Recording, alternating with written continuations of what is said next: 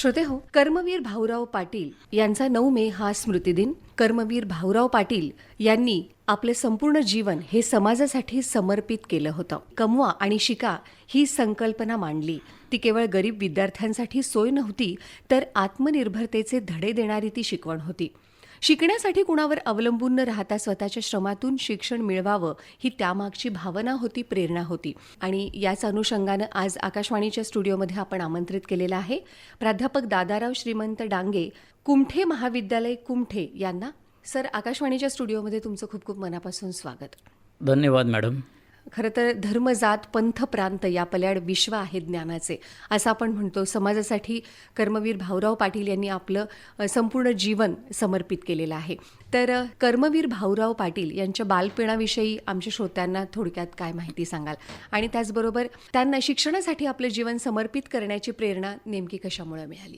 प्रथमतः मी अण्णांच्या स्मृतीस विनम्र अभिवादन करतो. कर्मवीर भाऊराव पाटील यांचा जन्म 22 सप्टेंबर 1827 रोजी कोल्हापूर जिल्ह्यातील कुंभोज या गावी झाला. त्यांचं पूर्ण नाव भाऊराव पायगोंडा पाटील असे होते. त्यांच्या आईचे नाव गंगाबाई हे होते. त्यांचं मूळ गाव कर्नाटक राज्यामध्ये मूडबिद्री या गावचे ते होते. पुढे भाऊरावांचे वडील पायगोंडा पाटील हे महाराष्ट्रामध्ये स्थायिक झाले. पायगोंडा पाटील हे सरकारी नोकरीत होते आणि नोकरीत असल्यामुळे त्यांना त्यांच्या बदल्या वेगवेगळ्या ठिकाणी ग्रामीण भागांमध्ये सुद्धा होत होत्या. त्यामुळे भाऊरावांचे शिक्षण सांगली जिल्ह्यामध्ये दहिवडी, विटा अशा अनेक गावांमध्ये शिक्षण झाले. भाऊराव बालवयामध्ये त्यांचे आवडीचे छंद म्हणजे कुस्ती खेळणे, पोहणे, मलखांब खेळणे यामध्ये ते अतिशय पारंगत होते. कोल्हापूर या ठिकाणी शिक्षणासाठी त्यांना त्यांच्या वडिलांनी जैन बोर्डिंगमध्ये दाखल केलं आणि त्या ठिकाणी दाखल करण्यात आल्यानंतर राजर्षी शाहू महाराजांच्या कार्याचा प्रभाव त्यांच्या जीवनावर पडला. भाऊराव पाटील हे बालवयामध्येच एक बंडखोर व्यक्तिमत्वाचे होते. अन्यायाविरुद्ध चीड, धर्म, जात, कर्मकांड याविषयी त्यांना खूप कमालीची चीड होती. शिक्षणासाठी आपले जीवन समर्पित करण्याची त्यांना एक प्रेरणा ही बालवयामध्ये मिळाली. वयाने मोठे होत होते. त्यांचा विवाह झाला.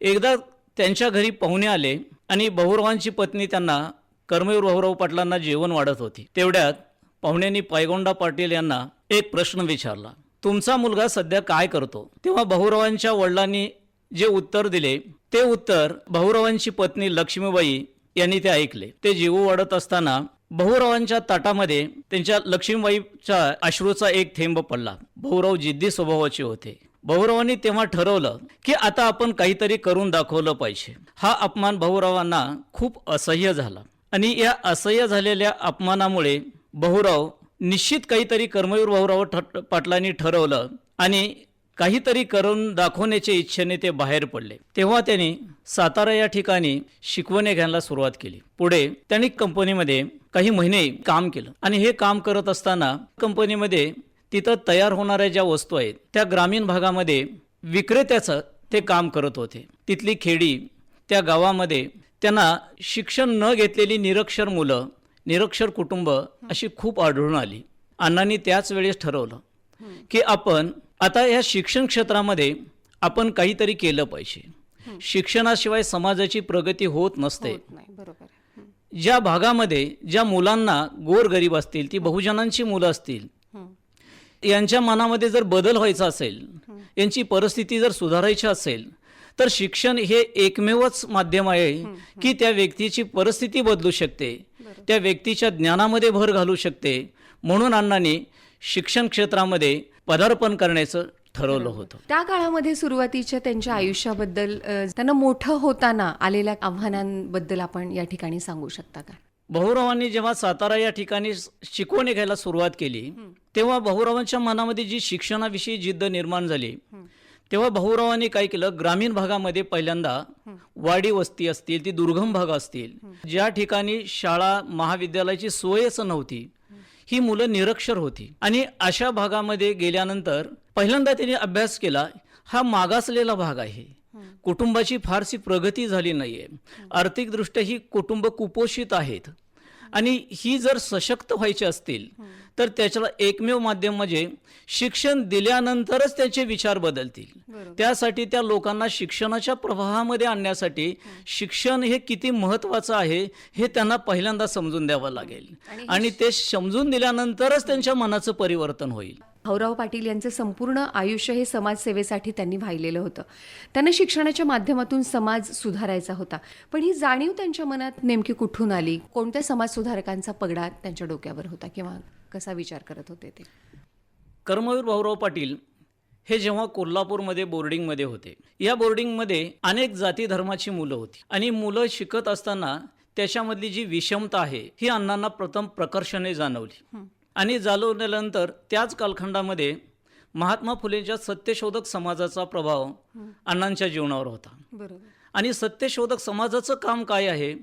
अनेक जाती धर्माच्या मुलांना एकत्रित आणणं, त्याच्यातली विषमता नाहीशी करणं जातीभेदातली, आणि ही विषमता नाहीशी करत असताना प्रत्येकजण आपण एकसारखे आहोत, समानता आपल्यामध्ये असली पाहिजे.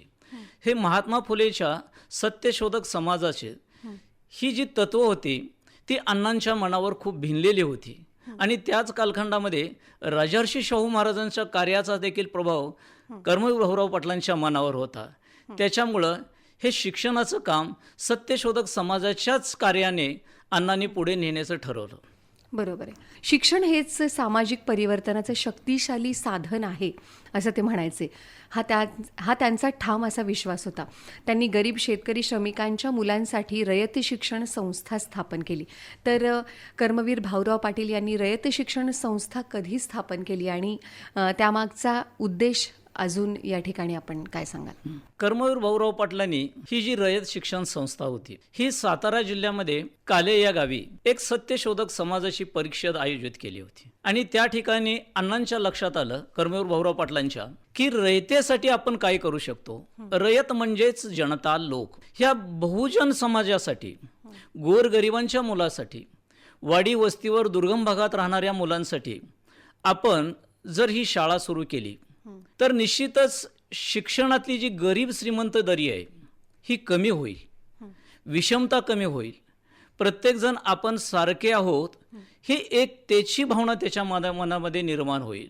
म्हणून सातारा जिल्ह्यामध्ये काले या गावी त्यांनी पहिल्यांदा रयत शिक्षण संस्थेची स्थापना केली आणि निश्चितच या पाहता पाहता रयत शिक्षण संस्थेच्या शाखा हा वटवृक्ष हे बोधचिन्ह आहे. हे त्यांनी पुढे जसं वटवृक्ष वाढत जातो तशी ही शैक्षणिक संस्था सुद्धा याच पद्धतीने वाढत गेली पाहिजे, टिकत राहिली पाहिजे आणि मजबूत राहिली पाहिजे. त्यातली मुलं ही स्वावलंबी झाली पाहिजे, कुणाकडे हे हात पसरणारी नको आहेत आणि त्याच्याबरोबर ही चारित्र्य संपन्न सुद्धा होणं गरजेचं आहे. हे अण्णांनी त्या कालखंडामध्ये ठरवलं आणि तोच हेतू या शिक्षणाचा आहे. खरंच. आत्ताच आपण बोलता बोलता म्हणालात की रयत शिक्षण संस्थेचा उद्देश काय आहे. तर कर्मवीर भाऊराव पाटील यांनी गरीब आणि उपेक्षित लोकांसाठी शिक्षण कसं उपलब्ध करून दिलं आणि त्यातल्या त्यात ग्रामीण आणि वंचित भागात शिक्षण पोहोचावं यासाठी त्यांनी कोणत्या नाविन्यपूर्ण पद्धतीचा अवलंब विशेष करून केला, काय सांगता येईल? दुर्गम भागामध्ये असतील, खेड्यापाड्यात असतील, ही शिक्षण संस्था सुरू करत असताना सहज आपण मुलांना जर म्हटलं शाळेत या, पालकांना सांगितलं तुम्ही मुलांना शाळेत घाला, तर त्यावेळची परिस्थिती अशी होती, ग्रामीण भागातल्या मुलांना शहरात येऊन राहणं शक्य नव्हतं. कारण पहिला प्रश्न होता तो शहरामध्ये यांना कुठं ठेवायचं, जेवणाचा प्रश्न असेल, तो आर्थिक प्रश्न असेल. अण्णांनी त्या कालखंडामध्ये या मुलांना त्यांच्या पालकांना सांगितलं. पहिल्यांदा अण्णांनी बोर्डिंगची सुरुवात केली. बोर्डिंगची सुरुवात केल्यानंतर त्यांचा जेवणाचा प्रश्न मिटवला. बरोबर. आणि जेवणाचा प्रश्न मिटवला म्हणल्यानंतर ग्रामीण भागातली पालक मंडळी, ह्या मुलांचे आई वडील त्यांना बोर्डिंगमध्ये दाखल करायला आणि दाखल केल्यानंतर जेवणाचा पहिल्यांदा प्रश्न मिटला. हळूहळू अण्णांनी ठरवलं की जेव्हा जेवणाचा प्रश्न मिटतो तेव्हा मुलं शिकायला लागतील. बरोबर. कारण गरजा पण त्यावेळेसच्या खूपच कमी होत्या, गरजा थोड्या होत्या. शहरात येऊन शिकण्यापेक्षा गावातच चांगल्या पद्धतीचं शिक्षण जर अनेक मुलांना मिळालं तर नक्कीच ही यशस्वी पिढी घडेल याचा विश्वास नक्कीच होता. निश्चितच. बरोबर. आणि खेड्यापाड्यामध्ये ही शिक्षण पद्धती रुजवणं हे त्या काळी तसं अवघड काम होतं खूप. आता नाविन्यपूर्ण उपक्रम म्हणजे कोणता की ग्रामीण भागामध्ये तेव्हा प्रत्येक कुटुंबातल्या महिला या घरी दळण दळायच्या. म्हणजे स्वयंपाकासाठी दररोज लागणारं जे पीठ आहे ते स्वतः दळायच्या. अण्णांनी ठरवलं की जर शिक्षणाचं महत्त्व त्या कुटुंबात पटवून दिलं आणि पहिल्यांदा त्यातल्या त्यात महिलांना, तेव्हा महिलांना सांगितलं, तुम्ही जे जात्यावरचं दळण दळताना तेव्हा एक काम करत चला, एक मूठभर धान्य तुम्ही काढून ठेवत चला बाजूला. अरे वा. त्यालाच मुष्टीदान योजना म्हणतात. वा. आणि ही खरोखर एक वेगळी योजना होती. आजपर्यंत ती कोणीही सुरू केलेली नव्हती. ती लोक सहभागातून केली होती आणि त्याचा उपयोग अण्णांनी शिक्षणात करून घेतला. खरं. अनेक गावामध्ये, खेड्यापाड्यामध्ये, दुर्गम भागामध्ये महिला सहखुशीने ते मुठभर धान्य गोळा करून बाजूला ठेवायच्या. वा. ही बोर्डिंगमधली मुलं सर्व धान्य एकत्रित गोळा करत असत आणि त्या दळून आणल्यानंतर स्वतःचा स्वयंपाक स्वतः तयार करून एकत्रित भोजन करत असे. म्हणजे कष्टातून मिळवलेलं शिक्षण हे किती समाधानकारक असतं आणि समाजातली विषमता नाहीसं करतं. हे अण्णांनी हे एक वेगळेपणा त्या कालखंडामध्ये, मुष्टीदान योजना ही वेगळी कल्पना त्यामध्ये समाजामध्ये सांगितली, रुजवली आणि ती सत्यात उतरली देखील. खरंच. आणि त्यालाच अनुसरून मला वाटते तर कमवा आणि शिका, अर्थात शिकण्यासाठी कोणावर अवलंबून न राहता स्वतःच्या श्रमातून शिक्षण मिळवावं, ही त्यामागची ही कदाचित कमवा आणि शिका यामागची भावना होती. शिक्षण हे केवळ श्रीमंताचा अधिकार नसून कष्ट करणाऱ्याचाही आहे हे त्यांनी दाखवून दिलं आणि आजच्या काळात सुद्धा ही संकल्पना खरं तर खऱ्या अर्थानं खूप रूढ झालेली आहे. तर कमवा आणि शिका या त्यांच्या संकल्पनेबद्दल, त्यांच्या तत्त्वज्ञानानं विद्यार्थ्यांचं जीवन कसं बदललं याबद्दल आपण काय विस्तृतपणे सांगाल? कमवा आणि शिका हे रयत शिक्षण संस्थेचं ब्रीद आहे. शिक्षणाला वाघिणीचं दूध म्हणतात. परंतु हे वाघिणीचं दूध ग्रामीण भागात जर पोहोचायचं असेल तर शेळीचं दूध सुद्धा उपयोगीला येऊ शकतं. बरोबर. अण्णांनी त्या ग्रामीण भागामधली ही जी तरुण मुलं असतात, कष्ट करायची त्यांची तयारी असते. बरोबर. आणि ही शक्ती त्यांची कष्ट करण्याची कुठंतरी शिक्षणाच्या कामी आणण्यासाठी, मग कष्ट केल्यानंतर शिक्षणाचं महत्त्व समजतं. म्हणून त्या कालखंडामध्ये कमवा व ही शिका ही योजना जी त्यांनी राबवली आणि त्यावेळेस अण्णांनी ही सिद्ध करून दाखवली. त्यामुळं काय झालं, ग्रामीण भागातली मुलं शिक्षण घेण्यासाठी थोडंसं काम करायली आणि काम करल्यामुळं त्यांच्यात स्वावलंबत्व आलं, कष्टाची सवय आली आणि घामाचं रूपांतर त्यांनी कष्टामध्ये केलं. खरंच. आणि आत्मनिर्भरता हीच खरी उन्नतीची गुरुकिल्ली आहे असंही कर्मवीर भाऊराव पाटील म्हणायचे. आजच्या शिक्षण व्यवस्थेमध्ये जर विचार केला तर कर्मवीर भाऊराव पाटलांचा दृष्टिकोन समर्पक, प्रत्येक त्या शिक्षण संस्थेमध्ये शिक्षण घेतलेला मुलगा हा स्वावलंबी आहे. त्याला श्रमाला प्रतिष्ठा मिळवून दिली त्यांनी. आणि एवढंच नव्हे तर त्याच्यात बंधुभावाची जाणीव, मी मोठा झालो पण दुसऱ्याला सुद्धा मदत केली पाहिजे गरजूला, ही एक त्याच्यातली वेगळेपणा अण्णांनी सिद्ध करून दाखवला. दुसरी गोष्ट, शिक्षणामध्ये लोकसहभाग अण्णांनी करून घेतला, हा वेगळेपणा आहे. लोकांचा सहभाग शिक्षण क्षेत्रामध्ये आल्याशिवाय ही शिक्षण दर्जेदार तयार होत नाहीये हे अण्णांनी त्यावेळी दाखवून दिलं. सामाजिक मूल्य आहे जे, ही मूल्य फक्त सांगितली जात होती पण रुजवण्याचं काम अण्णांनी पहिल्यांदा केलं आहे. आणि ही जेव्हा ज्या ठिकाणी मुलं मूल्य सांभाळतात तेव्हाच ती मुलं चारित्र्य संपन्न घडतात, हे अण्णांनी त्या कालखंडामध्ये सिद्ध करून दाखवलं. खरंच. आणि त्याच तत्वज्ञानाचा आणि त्याच त्यांचा आदर्श समोर ठेवून आज अनेक शिक्षक आणि विद्यार्थी सुद्धा हा जो त्यांचा वसा आहे ते पुढे चालवत आहेत, त्यांचा आदर्श समोर ठेवून. रयत शिक्षण संस्था त्यांची मूल्य आणि ध्येय आजच्या काळामध्ये कसं पुढे चालवत आहेत? या गुरुकुल शिक्षण पद्धतीचा जर आपण विचार केला, गुरुकुल आश्रम पद्धतीमध्ये विद्यार्थी हा स्वावलंबी तयार होत नाहीये. शिक्षण मिळतं पण स्वावलंबन त्याच्याकडे येत नाहीये. गुरुकुल शिक्षण पद्धती मधला मुलगा हा मार्काने अधिक असेल पण त्याच्यामध्ये समानता येत नाहीये. बरोबर. आणि गुरुकुल शिक्षण पद्धतीमध्ये एक उच्चवर्णीयाची मुलं आढळतात पण रयत शिक्षण संस्थेमध्ये गोरगरीब बहुजनांची जी मुलं होती, ही त्यांची विद्वत्ता ही पैशात नव्हे मूल्यात सुद्धा करता येत नाहीये. हे अण्णांनी त्या कालखंडामध्ये ही सत्य करून दाखवलेलं आहे. खरंच. धर्म, जात, पंथ, प्रांत या पल्याड विश्व आहेत ज्ञानाचे. अगदी सुरुवातीला म्हणाल्याप्रमाणे.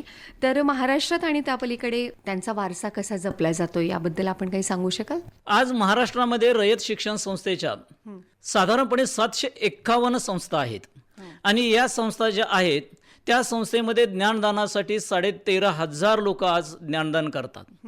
या ज्ञानदान करत असताना प्रत्येक वेळेस विद्यार्थ्याचा केंद्रबिंदू हा श्रमप्रतिष्ठा, सामाजिक समता आणि स्वाभिमान हा त्याच्यातून कसा जोपासला जाईल आणि विद्यार्थी यशस्वी होताना फक्त शिक्षणाने यशस्वी न होता तो चारित्र्य संपन्न झाला म्हणजे प्रत्येक विद्यार्थी हा देशाची ही खरी संपत्ती आहे. ही संपत्ती जर टिकायची असेल तर त्या पिढीवर चांगले संस्कार झाले पाहिजे आणि जी पिढी चांगली संस्कारशील होते तीच पिढी देशाच्या कामी येऊ शकते. हे अण्णांनी त्या कालखंडात जे सिद्ध करून दाखवलं ते आजही उपयोगाला निश्चित येऊ शकेल. खरे, कमवा आणि शिका हे कर्मवीर भाऊराव पाटील यांचं केवळ एक वाक्य नाही तर त्यांच्या संपूर्ण शिक्षण तत्वज्ञानाचा आत्मा आहे. निश्चित त्यांनी शिक्षणाच्या माध्यमातून समाजाला दिशा दिली. त्यांनी सुरू केलेली चळवळ अर्थात आजही जिवंत आहे, गावागावांमध्ये, शाळांमध्ये, विद्यार्थ्यांच्या मनामनामध्ये. तर जाता जाता आमच्या सर्व श्रोत्यांना कर्मवीर भाऊराव पाटील यांच्या स्मृतिदिनानिमित्त आपण काय संदेश द्याल? अण्णांनी जो संदेश दिला तो संदेश म्हणजे असा आहे, त्या शिक्षण संस्थेमध्ये आज जेवढ्या शिक्षण संस्था आहेत त्या शिक्षण संस्थेमध्ये मुलांना शिक्षणामध्ये सहभागी करून श्रमाच्या माध्यमातून घेतलं पाहिजे आणि प्रत्येक विद्यार्थ्याला विद्यार्थी समाजापुढे हात पसरणारा तयार व्हायला नको आहे. तो काम करणारा आणि कष्ट करणारा तयार व्हायला पाहिजे. त्याच्या अंगी स्वाभिमानता निर्माण झाली पाहिजे. आणि मी उद्योग व्यवसायामध्ये यशस्वी का होईन तर या उद्योग व्यवसायामध्ये जी मी मिळवेन ती देशाच्या कामी काहीतरी आणेन हा गुण त्या कालखंडामध्ये सिद्ध झाला पाहिजे. हेच शिक्षण संस्थेने पुढच्या पिढीला सुद्धा देण्याचं काम केलं पाहिजे हे मी एवढं सांगू इच्छितो. आणि जे नवीन AI तंत्र शिक्षण आहे हे फक्त अण्णांनी त्या कालखंडामध्येही कोणत्या माध्यमातून रुजवलं होतं हे जर सांगायचं असेल तर त्याची दिशा आज ही लक्षात ठेवा रयत शिक्षण संस्थेच्या माध्यमातून मिळालेली आपणाला दिसते. त्यांच्या कार्यामुळे हजारो विद्यार्थ्यांचं आयुष्य उजळलं आणि समाजाला नवी दिशा मिळाली. आज आपण आपल्या वेळात वेळ काढून आकाशवाणीच्या स्टुडिओमध्ये आलात आणि अत्यंत उपयुक्त अशी माहिती दिलीत त्याबद्दल आकाशवाणीच्या वतीनं मी तुमची मनापासून आभारी आहे. धन्यवाद. धन्यवाद मॅडम.